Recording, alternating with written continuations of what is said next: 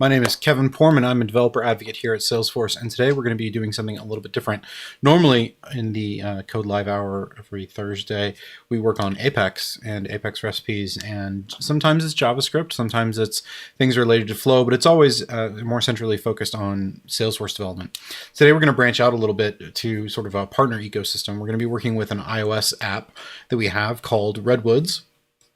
If you've never seen it, Redwoods is the model, the use case, the model it's based off of is sort of car insurance. Users have car insurance with Redwoods Insurance, and then they turn around and they have a claim that they need to file, something that they need to do. And we turn around, we enable them to do that. They can take pictures of an accident scene. They can capture contact information, all the sort of stuff that you would expect to be able to do with a car insurance app. So if you've never seen that, let's go ahead and demonstrate it here a little bit. I'm going to choose a iPhone 12 Pro, and I'm going to run this on the simulator. Now the simulator can be a little bit system demanding, so I'm expecting there might be a little bit of stuttering today in our stream, but I think we're going to be pretty good. Here we have that being successful. Let's see, where's it going to launch that? Here we go. It's going to launch it on this one. I'm going to just go ahead and blow this up. This is what it looks like. And as you can see, I've got some existing claims in here. And if I were to choose one of them, I can see the claim information. I can go back, and then I can also create a new one.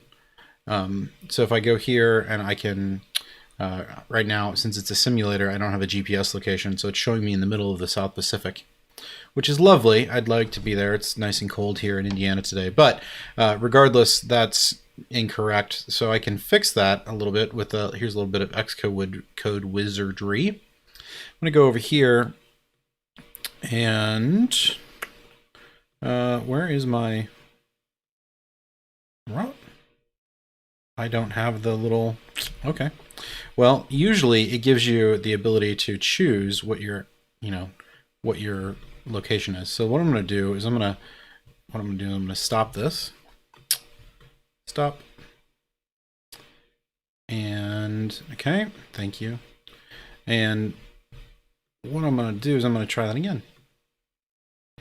And it should give me a little mock your location down here. Maybe. Yeah, here we go. This little arrow is mock your location. Let's get back over here. Simulate location, and I'm going to put us today in New York City. And so if we come back over here and we go to our claim new, all right, it's going to put us at West 47th and 7th Avenue. Right there in the smack dab in the midst of New York City. So we can see how the GPS is working there. Now this is the iPhone version. This is what we launched with. And today what we want to do is we want to build out a user interface that better matches the screen real estate we have with an iPad. So what we're specifically going to do is we're going to work on adding that in, and then we're going to see what we can do to tweak it to make it a little bit more useful. So over here on this side, I've got an iPad simulator running, and I'm going to switch this back over to my iPad Pro 4th generation because honestly I dream of having one, and the simulator is as close as I'm likely to get. And I'm going to let this go ahead and run, and we're going to see sort of where we're at right now. Over here it's building. It should launch this here in just a second. Maybe. While we do that, there we go. Launching. Come on. There we go. And you see it's got this sort of automatic bit going on there. That's kind of cool. That is not what I had planned. So let's go ahead and change that. And to do that, what we're going to do is we're going to dive into a little bit of sort of insider baseball with how iOS apps are built. And if you're a Salesforce developer, you may be thinking, why? I don't know that I care here. Keep in mind, this app is backed by Salesforce data. And so what we're doing is we're surfacing this Salesforce data in a custom way that is going to be really useful to our customers. So if you've got a B2C app in mind for your customers, this is kind of thing that these little tips and tweaks that you're gonna want to know about. So when you have boot an iOS app, with SwiftUI, it's gonna go through this scene delegate, and it's going to create a new controller of a specific type. And what I'm gonna do is I'm gonna change it from existing claims list view to host container view. Okay, and I'll save that. Now that host container view is a file I created, and it's fairly simple. We've got a sidebar structure, a detail struct, and we've got our host container view here that is going to load our sidebar and our detail in a navigation view. So pretty simple. Now, if you've never done anything with SwiftUI before, it's like a breath of fresh air. I used to do UI kit development, and I always found it hard to wrap my head around it. And I'm certain that if I did it more often, it would become more natural to me. But SwiftUI, I just sort of intuitively get, and I really appreciate that. What you do is you create views, and those views, they function very similar in concept to like a Lightning Web Component would function. It's a reusable block of user interface that you can put in your app, and you can maneuver them around. You can do other things with them. So we have those blocks, or those structs are defined as structures that inherit from view, and they have to have this var body, and they're going to return some view, right? And again, that's sort of nitty-gritty insider baseball of sort of the syntax of SwiftUI. You don't need to bother about that. What you do need to understand to go forward here is that the sidebar is a thing, that the detail is a thing, and that what we're going to be building is this host container view that's going to show us both of these in such a way that we can run them and see what's going on. And then what we're going to do is we're going to modify this so that we can actually display a different UI based on the screen sort of size classes. So let's see, is this, okay, here we go. So here's our basic view from the host controller. You see that it's got rows 1 through, I think it should have like 100 that I put in there. Yep, okay.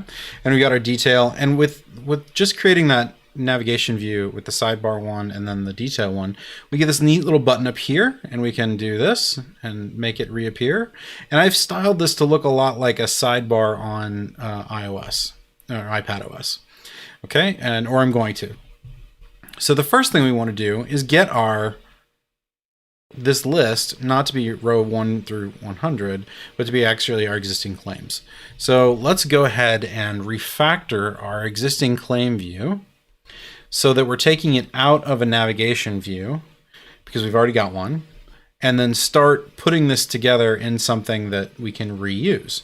So it used to be that we booted directly into the existing claim view, and it only handled that one UI size.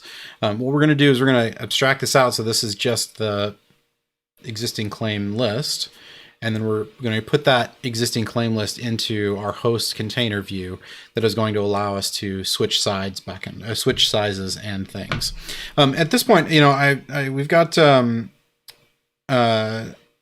let's see, I've got somebody coming in talking about chat.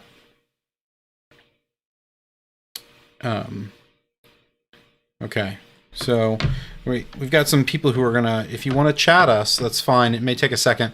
We've got a little bit more work to do to get those chat messages here, but feel free to ask questions. Always sign remarks, etc.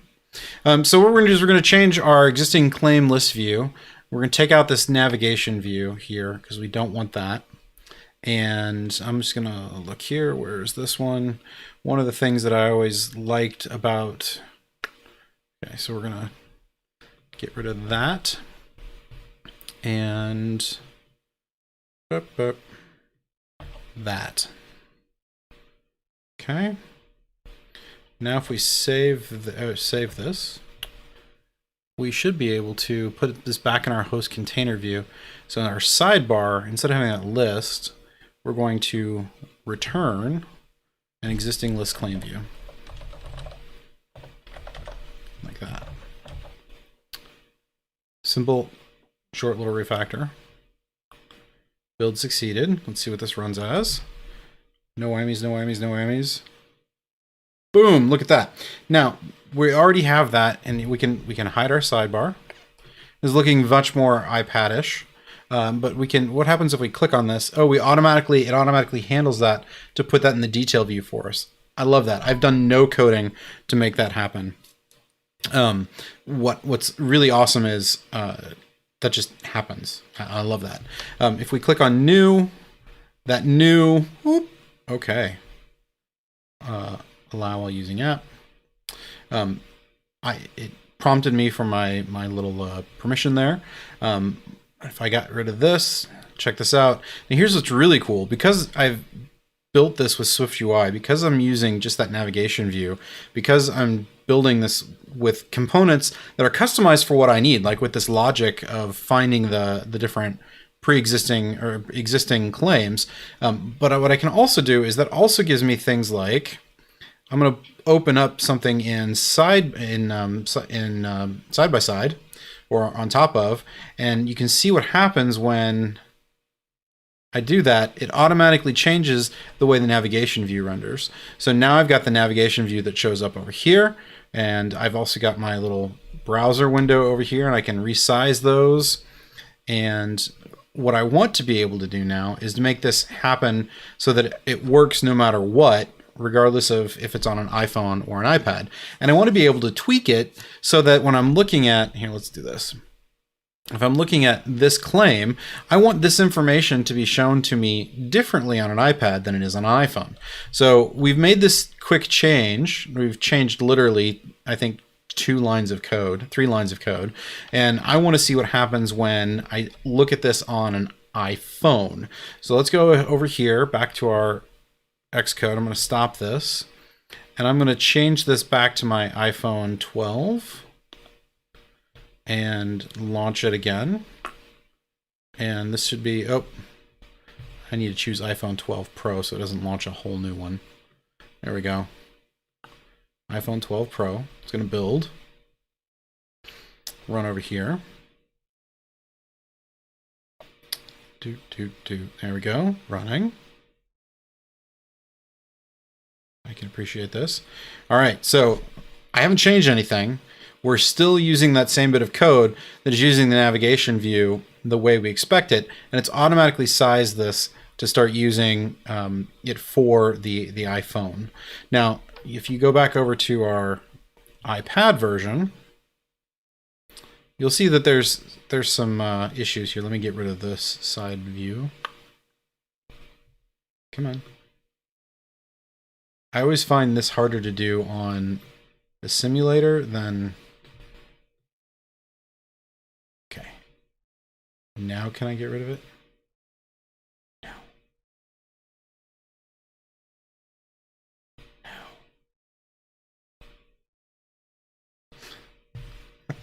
This is the part that I just love about the simulator. I want to cancel this. Come on.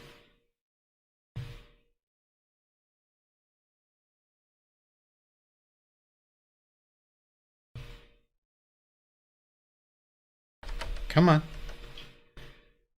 For some reason, I find it really hard to dismiss this on the simulator.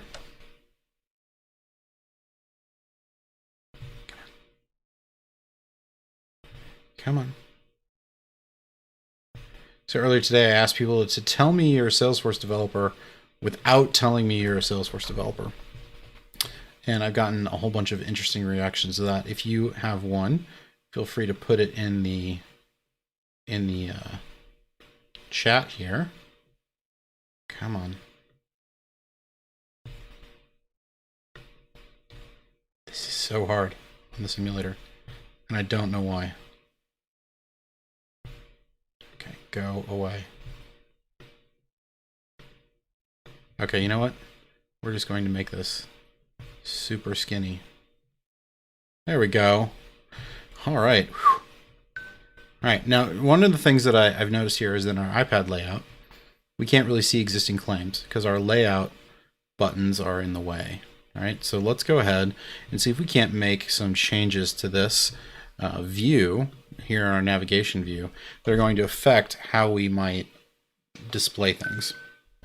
Let's see here. Yep. Okay. And then what I'm going to do this is I'm going to use a simple if statement. And I'm going to call on some environment work here in the environment size class. So I'm going to say if, and then I'll put in size, it's h size class is equal to compact. And this is our iPhone size. And then we'll have else. Okay, and we'll put these two up here. And this one we'll just do, and over here we'll do navigation view. And we'll do existing claims list view, like that. Now, we can do some other simple, interesting things here by taking this one and going and looking for, like, let's find a way to differentiate this. So we'll do text compact view, and then over here we'll do our detail. We'll do a H stack, horizontal stack. So we're going to stack things one on top of each other. And we'll do text not compact. Okay. Put that in our H stack.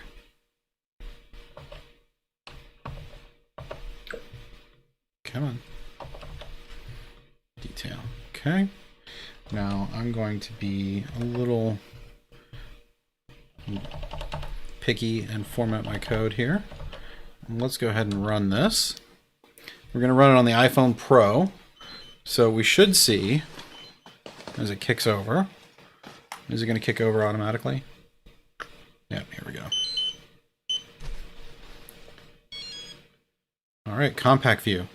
So we see the text compact view, but we don't actually see our navigation. Oh, because it's in the navigate. It's on. Yeah. Let's do this. We'll do H stack. Do text.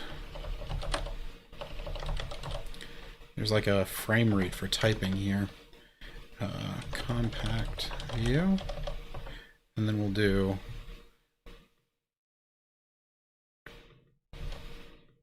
existing claims view. And we're already in that navigation view, so we don't actually need that navigation view. All right, so we'll just reuse that navigation view we've got. Like in this. Let me rerun that. Building, building. Hopefully launching. Launching. Come on, no whammies. All right, so it did, you know what, I did H stack, so it's going to put it side by side, not up and down, because, yeah, that makes sense. Let me fix that. And to fix that, all I have to do is change V to H to V. I don't want it to be that way here either. All right, so we'll do this. Run that. It should be fix it. We should see at the top that we're in our compact view.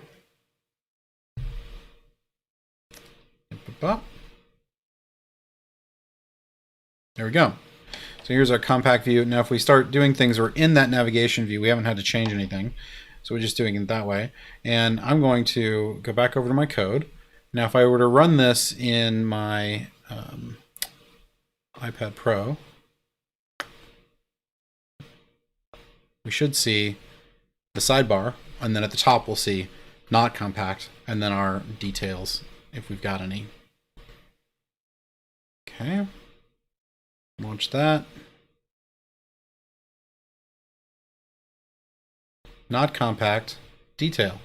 Now if I choose this, it's going to override that detail. I love it. Perfect. Okay, so I feel like we've got a good thing here going. Now let's do some actual like work to make this pretty. Now I've got an abstracted sidebar view that says existing list claim view, and part of what my existing list claim view does is that it has some list style. This is plain list style here. And what I want to do is I want to make this look at whether or not we're on an iPad. And if it is on an iPad, I want it to use the standard list styling for an iPad. So let's see. Out of curiosity, that's list style. iPad list. Sidebar list style. Sidebar list style. There we go. Okay, so we can do this in a couple of different ways. We could pass in to our existing list claim view our environment horizontal class size, or we could just, for grins and giggles, I'm just going to copy and paste it, because grabbing that environment bit doesn't hurt us at all. And what I'm going to do is I'm going to change my list style to look at doing it a slightly different way. I'm going to look at this and say, I'm going to do a ternary basically. So H class size is equal to compact, then use the plain list style. Otherwise, use the sidebar list style. Okay, save that. Cannot find H class size and scope. H size class is what I named it. Helps if I use the actual variable name I chose. Okay, result values in a mismatched type between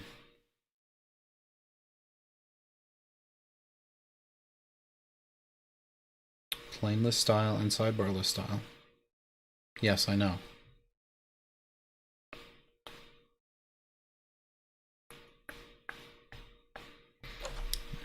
Result values in question, so in the ternary expression, have mismatched types.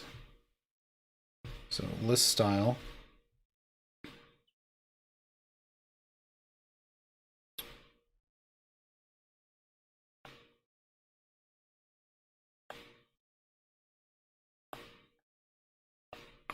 so that's interesting. Let's look at how we might fix that. To do that, I'm going to Google, because Googling is always an option. I'm going to search for, the thing I'm looking for is conditional SwiftUI conditional modifier. Conditional modifiers. I've looked at this one before. And this is where I got the idea of using the ternary. And he's doing it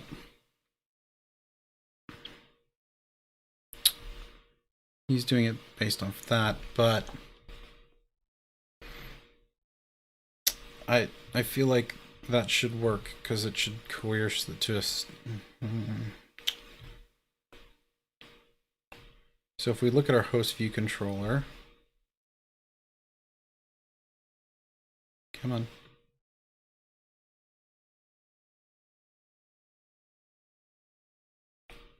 Where's my host view controller? Host view controller. And if this is compact,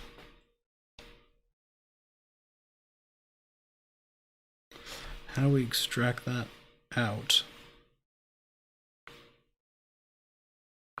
so that our existing list view can use it? Conditionally apply sidebar list style.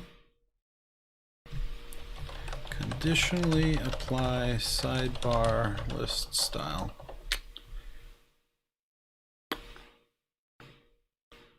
Apply sidebar style to certain OS or target. Seems like similar to what we're doing. They are wanting to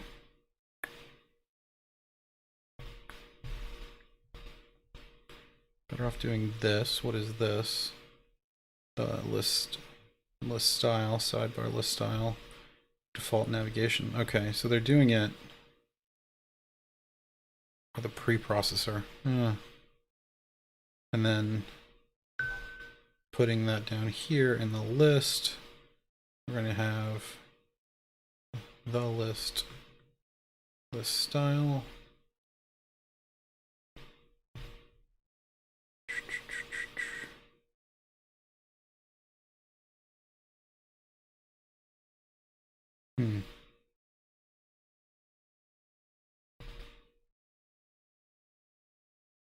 I'd rather not duplicate this. That seems like a waste of code. But it looks like I may have to without going into doing a whole bunch of...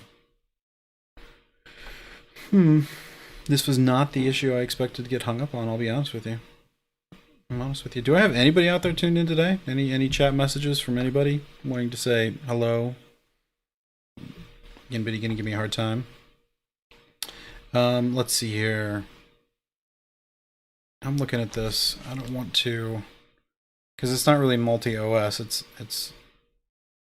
I guess I could put it if OS Mac OS 0 list style list. A view extension and create it like this.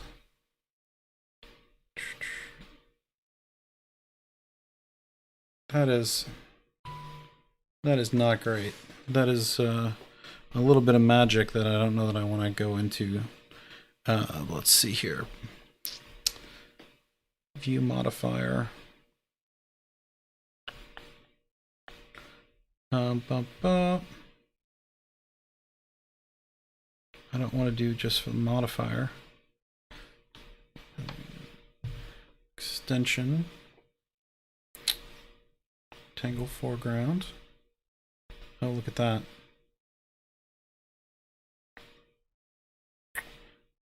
Yeah. Sidebar list style.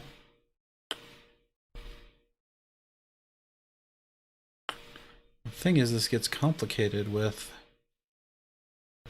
Let's do sidebar Swift UI iPad. Let's see what this guy is. Paul Hudson. He generally has... See, he's got it sidebar list style, which is what I've got in the code, right? Sidebar list style, which should have a nice, pretty dark gray. There any quick help on that one? No. Result values in expression. Am I doing the expression wrong? That's just because we did look at Swift UI conditional modifiers, and the conditional modifier is colon question colon. Do I need to maybe do that? I would have expected result values. Yep, I know. That's because I want to switch the style.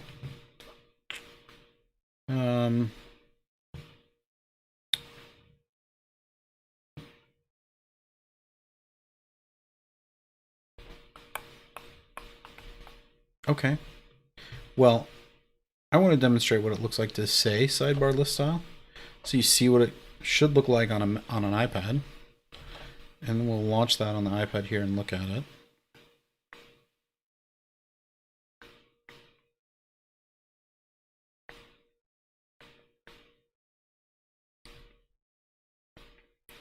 See, you got that nice gray with the highlighted blue, and that's that. I haven't done anything to style that. I just said sidebar list style.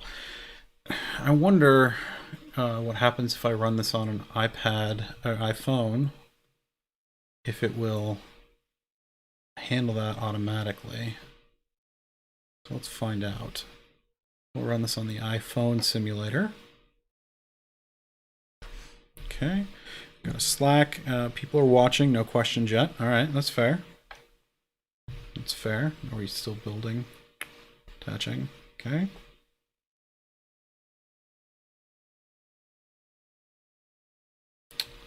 Okay, that has totally... That is... it's very weird. Okay, so let's think maybe. We got a couple things going on here with that. So I'm going to take this out of the VStack because we don't actually care about having that compact view tag there. We'll do it this way. Run this. See if that fixes our weird indentation around everything. No, we still got this like weird border around things. Why is that? Now, if I were to change this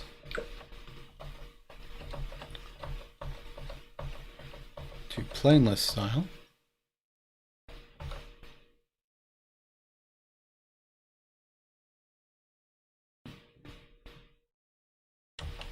oh, I gotta rerun it from here. Thank you, Kevin. All right, rerun that.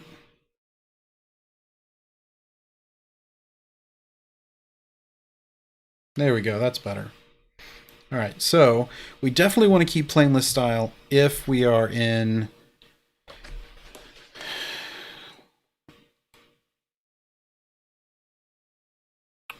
I mean, I guess I could just duplicate the list because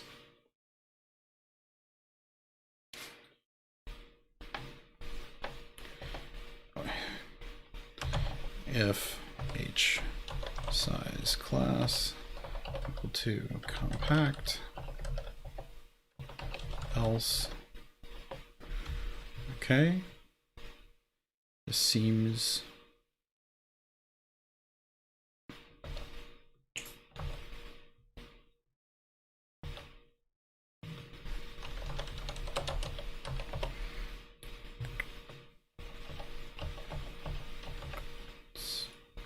give that on, try that on for size.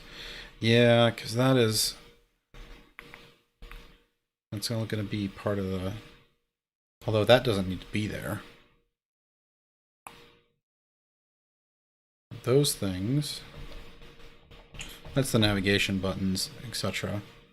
Those things can all go to our host container because they're on this navigation view right here.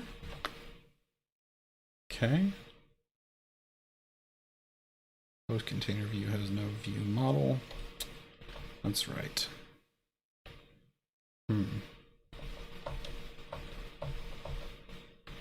Okay.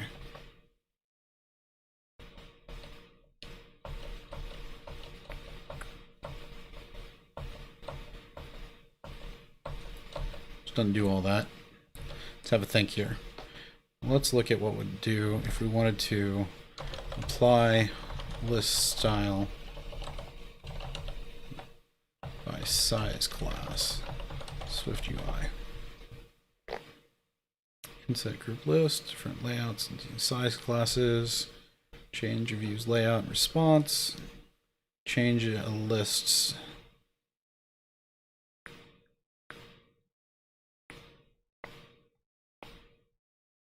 set group list. I don't.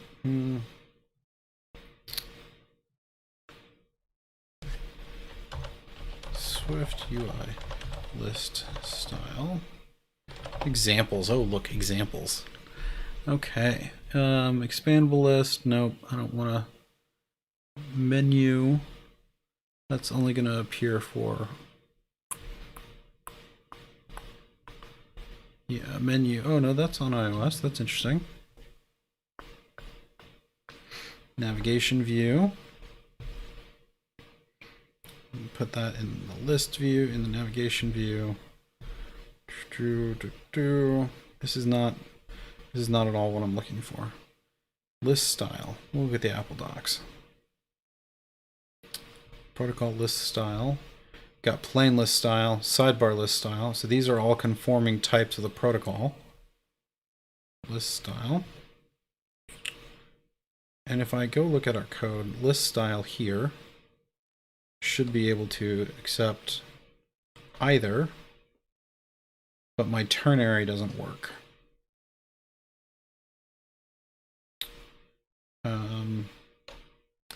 This is our sidebar.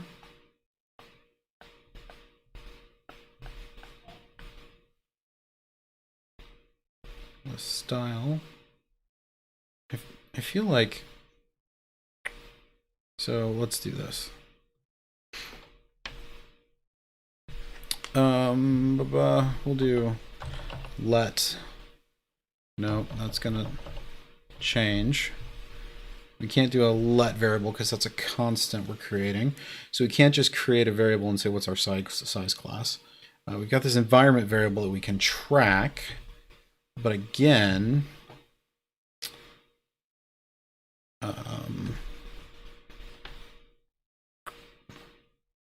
maybe we can stack them. Plain list style,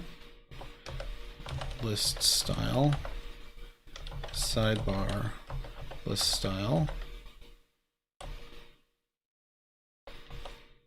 And then do h size class equal to the size classes, they are SwiftUI size classes. I think it's compact and regular. Or regular, yeah. So if it's regular,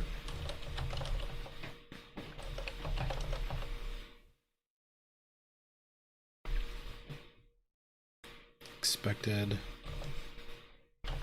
well,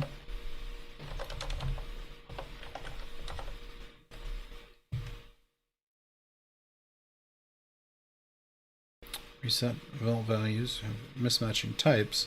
That's true, but they're both protocol following types. So if you're watching along at home and you're going, what's a protocol type? A protocol is it's really powerful and they are super cool, but they're kind of hard to explain. A protocol is it's sort of like a virtual abstract class.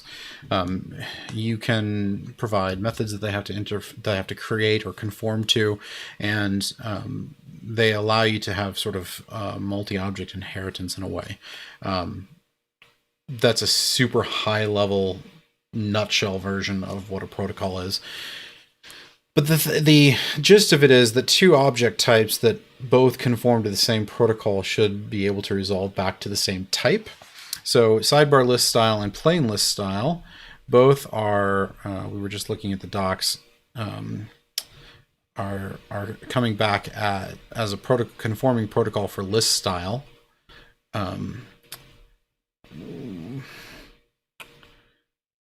Maybe we do as list style as, which is a way to cast things.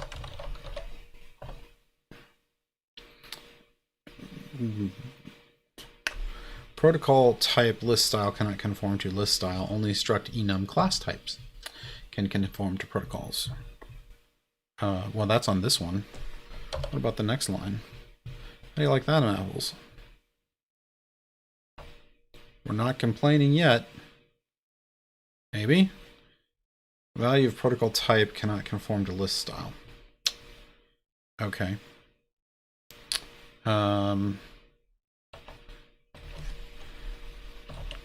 Sidebar list style.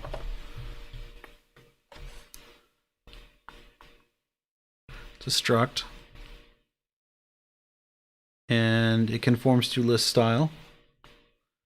And okay, so plain list style also conforms to list style.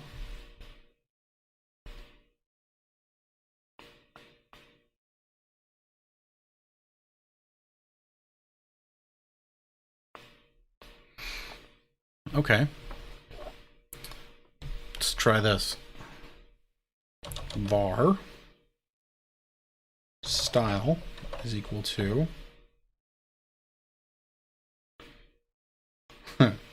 okay, h size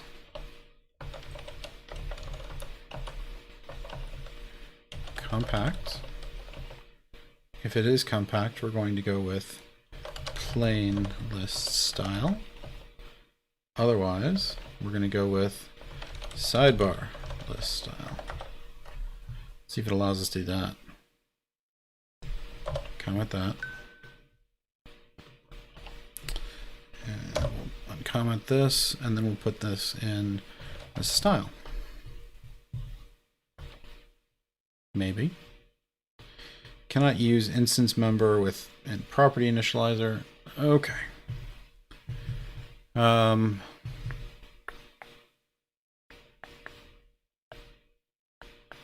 You could put it in the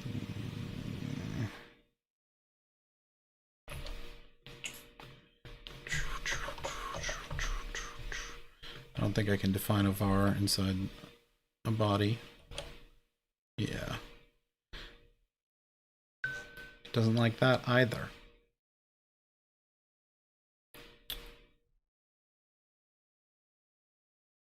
Huh. Okay. Well, what I'm going to do is we're going to ignore that for right now. We're going to do plain list style. I'm trying to think of what the SwiftUI way of doing this would be. And I think it would be to redefine the list itself in a way that you could return that.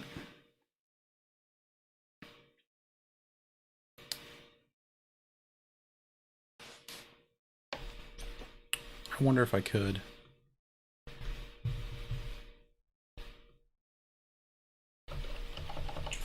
So if I take that off and I go back to my host container view, can I put list view style here?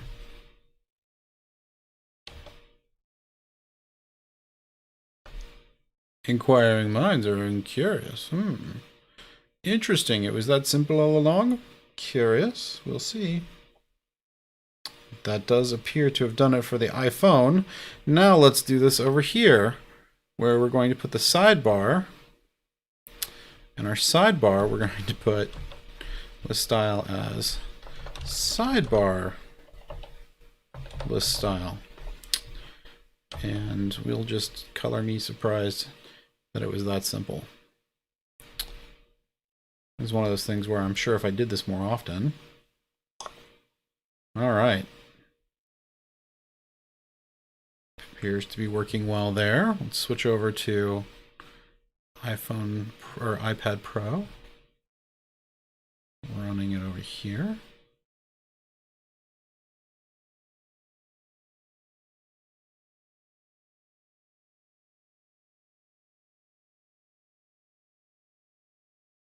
Come on, launching. That works great. Okay, so that's that solved. Now, the thing is, on our iPad, when we're looking at this information, we've got so much more real estate. And you can tell that we've got all this white space here. So what we could do is we could modify our view such that, if we are, on that iPad, we can say maybe display a map. So let's go ahead and pull the map information. And the way this works, and we're going to dive into how the SDK for Salesforce works here a little bit, is we've got our data models and our classes, view models. Okay. And we're going to have a new claim view model.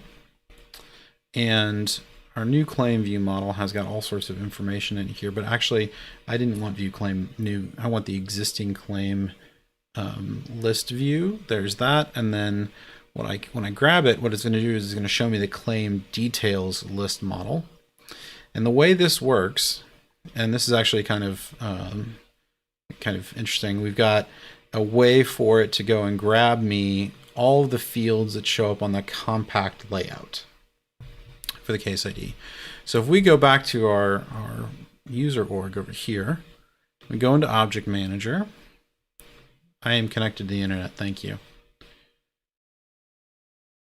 And we go into case, because that's the object we're using in Salesforce to back this. And I go to case page layouts. I've got, I'm sorry, I want compact layouts. And we got our mobile compact layout. I can go in here, and these are my fields that are going to show. Now, what I can do is I can edit this to also show me. I've got my incident location, and it's storing the, yeah, here we go, Latin long. Add that. Okay, we're going to add that lat long here.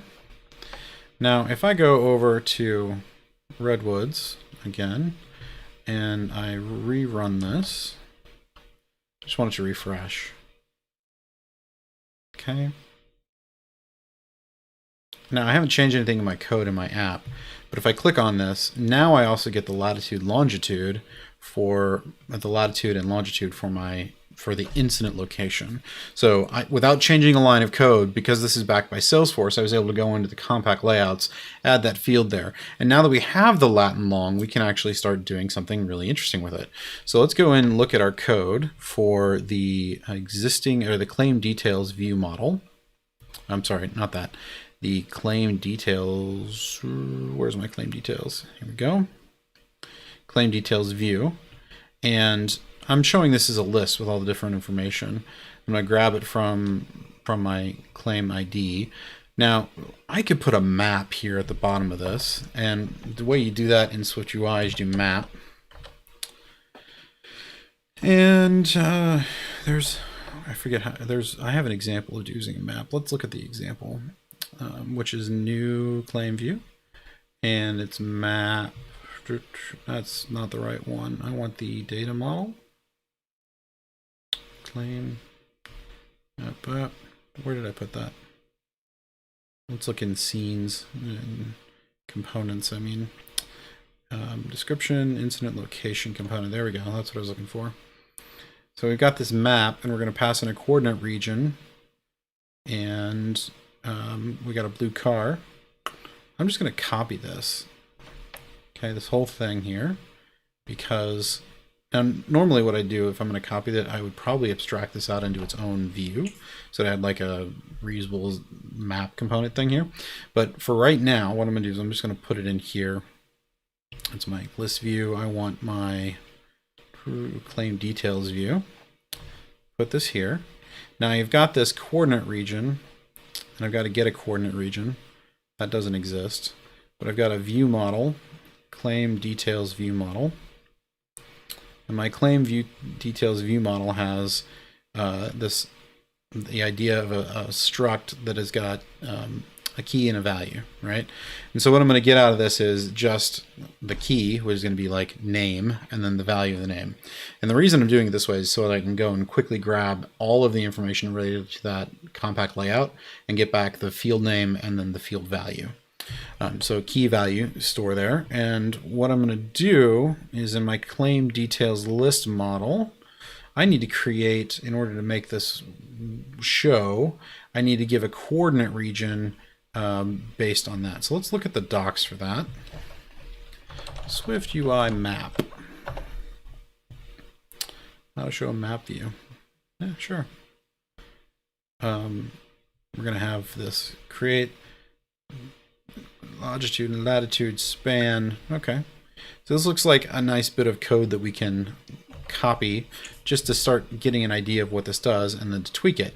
So if we go look back at the code here, struct our view. So we're going to be in our view. So here, and I'm going to do this. I'm going to give it a state variable. This means it's going to track the state of it. Private MK coordinate region. That means I'm going to need mapkit. And I know that I'm going to need mapkit because I got these little squigglies. They're hard to see probably to grab that mapkit. And then my coordination here is going to have to be matched on the view model. So if we look at our view model, claim details view model,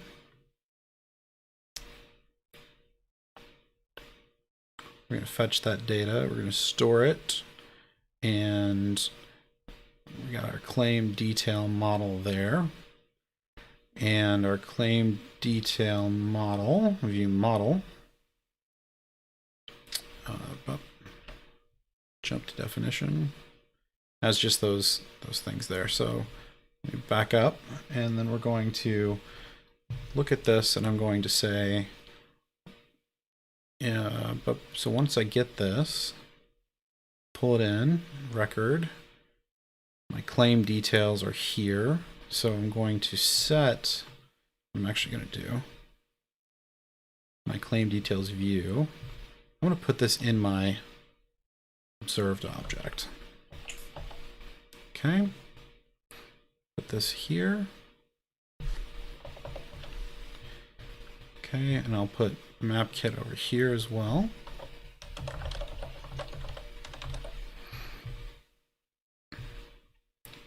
Now what I need to do is grab this data. So whenever I run this, my claim details is going to be changed. All right, so what I'm going to do is say I want my claim details dot it's going to be an array.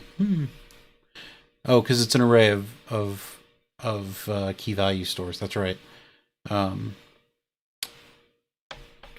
how do I pull? Let's see. I'm going to make this back there. That's because MapKit has a capital K.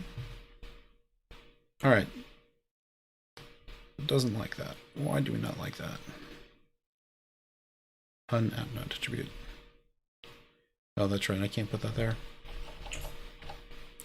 Okay, we'll put that there. Put this here.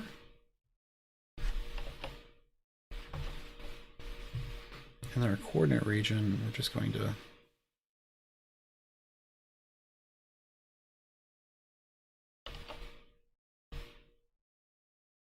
make this say self.region. And that is going to have to be yeah. It's not there, it's here. Okay. We'll run that. See if that gives us a map. Now, it's not going to be tied to our lat long just yet.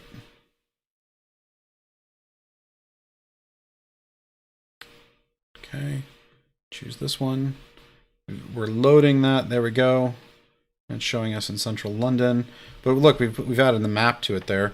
Now, what is interesting is this is all going to appear also if we were to switch over to our iPhone 12 Pro. So let's run that over here. Running. Building. There we go. Now if I click on this again, we've still got the map showing up down there, but you can see that it's covering up other things. And so we probably don't want that map to show up on the iPhone one. So how do we block that so that it doesn't actually show on our claim details view? And the way we can do that is simple. We can grab that same host container view environment variable. And we actually don't need this one, the vertical class one. And they'll go over to our claim details view, and we can say if, actually here, we got to put this up here. And then we can say if h size class equals regular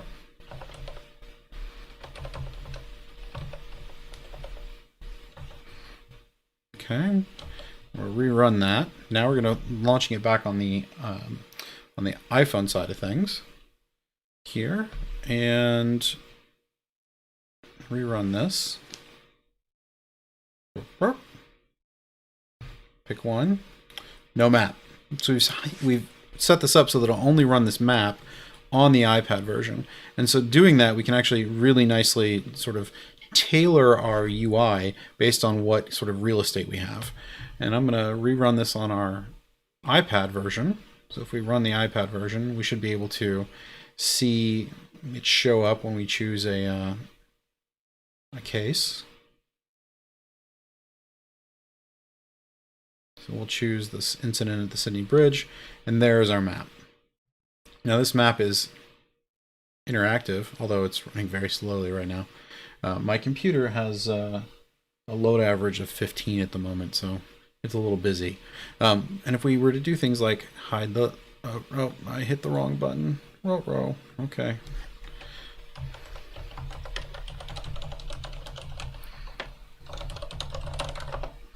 Drip. Did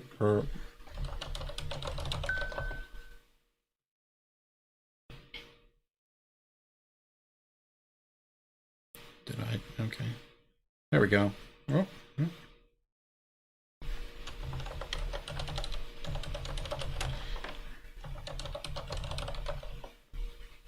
Yeah, there we go.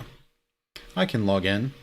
Now if we choose this and I hit the, not the logout button, but that, you can see it automatically updates. And again, what's really cool is if I get this to trigger, I'm going to bring up this again, add that to the side.